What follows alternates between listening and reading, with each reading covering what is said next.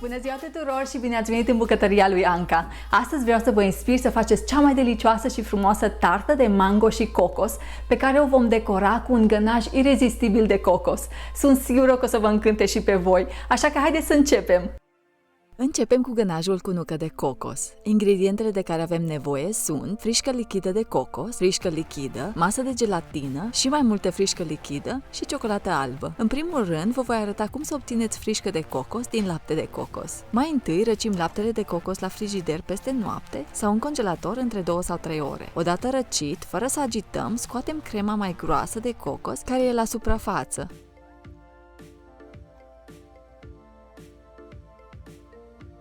Iar odată ce ajungem la laptele lichid, ne oprim. Luăm frișca lichidă și frișca lichidă de cocos și le dăm la frigider, să le menținem reci în timp ce facem gănajul. Punem porția mai mică de frișcă lichidă în cratiță, apoi adăugăm masa de gelatină, punem amestecul la foc mediu și lăsăm să ajungă la 60 de grade Celsius pentru a topi gelatina. Între timp, topim ciocolata albă în cuptorul cu microunde câte 25 de secunde odată. Facem acest lucru de 2 ori. Și odată topită, turnăm ciocolata într-o cană mare tipul cior. Luăm cratița de pe foc și turnăm amestecul peste ciocolata topită, în timp ce amestecăm pentru a se combina. Apoi mixăm folosind un blender pentru a ne asigura că totul e bine combinat. Când gănajul s-a răcit sub 40 de grade Celsius, adăugăm frișca lichidă rece, în timp ce amestecăm. Apoi adăugăm și frișca de cocos și amestecăm cu o spatulă pentru a omogeniza. Turnăm amestecul într-un bol curat și acoperim cu folie alimentară în contact. Apoi îl dăm la frigider timp de 12 ore. În continuare vă voi arăta cum să faceți piure natural de mango, pe care îl vom folosi pentru marmelada pe care o vom face în continuare. Luăm mango tăiat cu bulețe și le blendăm până când devine piure. Îl puteți folosi ca atare, dar pentru un piure mai fin, trecem piureul printr-o sită, iar bucățile mai mari, care nu au trecut, le îndepărtăm. Acum avem un piure de mango natural și măsurăm cantitatea necesară pentru marmeladă. Ingredientele de care avem nevoie pentru marmeladă sunt piure de mango, piure din fructul pasiunii. Eu folosesc piure din magazin pentru că nu am găsit fructul pasiunii unde locuiesc. Avem nevoie și de pectină NH și zahăr. Punem piureul din fructul pasiunii într-o cratiță, adăugăm și piureul de mango și amestecăm pentru a omogeniza. Apoi combinăm zahărul și pectina NH și le amestecăm bine.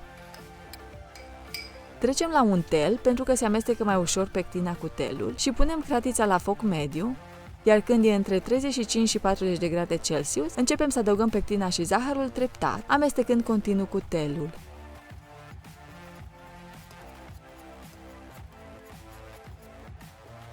După ce adăugăm pectina și zahărul, lăsăm să ajungă la fierbere și apoi continuăm să gătim încă 30 de secunde. Marmelada e gata acum!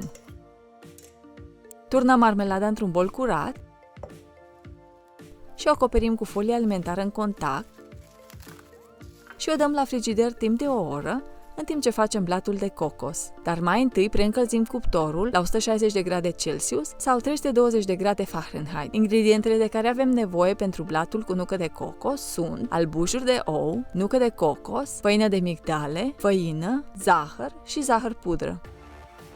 Punem albușurile în bolul mixerului și începem să batem la viteză medie.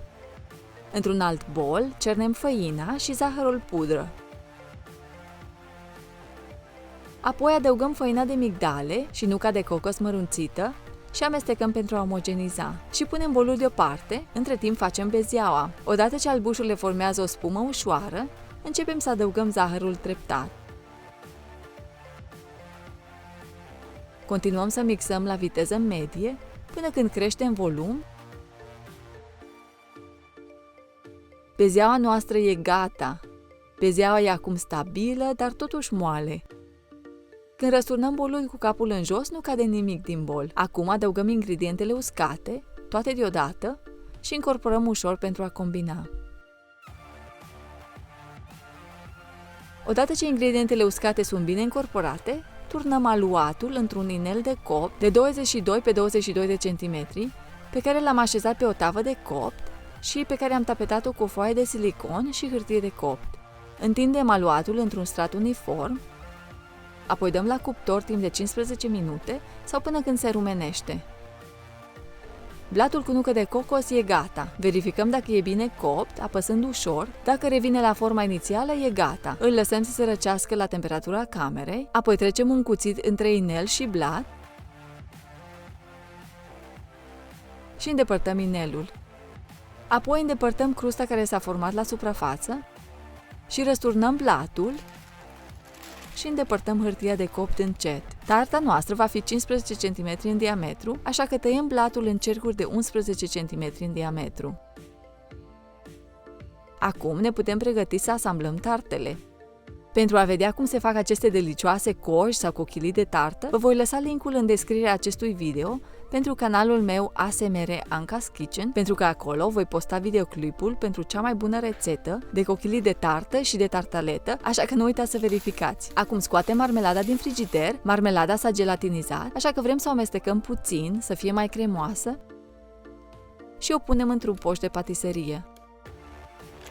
Poșăm aproximativ 120 de grame de marmeladă pe fundul tartei, iar apoi așezăm blatul de cocos în centru și presăm puțin, astfel încât marmelada să acopere lateralele blatului. Mai punem încă 40 de grame deasupra pentru a acoperi blatul. Apoi netezim suprafața.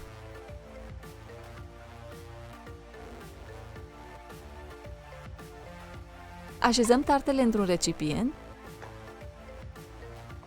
și le acoperim cu folie alimentară și le punem la frigider în timp ce ne pregătim de decorat. Puteți decora tartele după bunul plac. Aici vă arăt o modalitate de a decora. În primul rând, facem o rozetă frumoasă de mango. Curățăm un mango care e copt pe jumătate, îl tăiem și îl feliem cât mai subțire.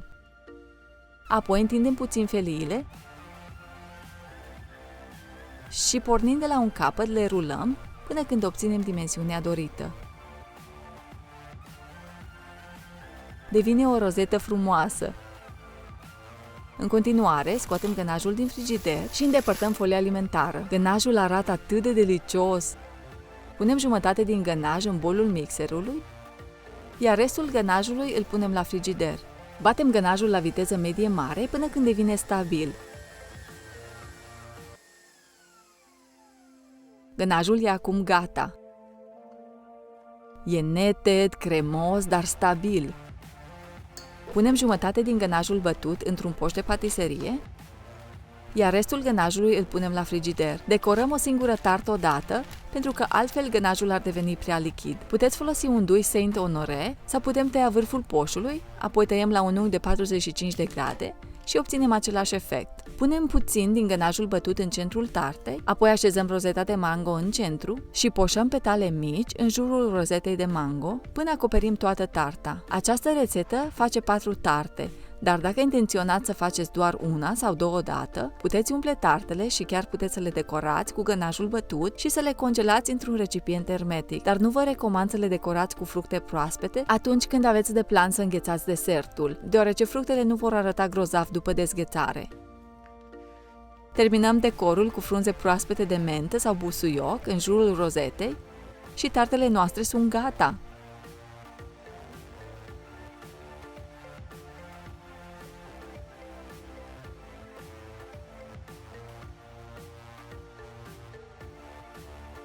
Haideți să tăiem tarta să vedem cum arată înăuntru.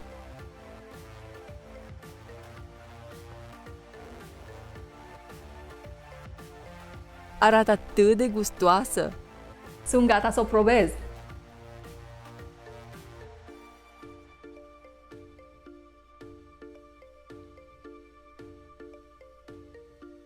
E minunată, e plină de aromă, mă încântă combinația dintre textura cremoasă a gănajului și tarta crocantă, în plus combinația dintre coco și mango e excepțională. Sunt sigură că o să vă placă și vouă. Încercați rețeta și vă rog să-mi spuneți în comentarii cum v-a ieșit. Vă mulțumesc pentru vizionare, dacă v-a plăcut acest video nu uitați să-mi lăsați un like și să vă abonați canalului meu dacă încă nu ați făcut-o.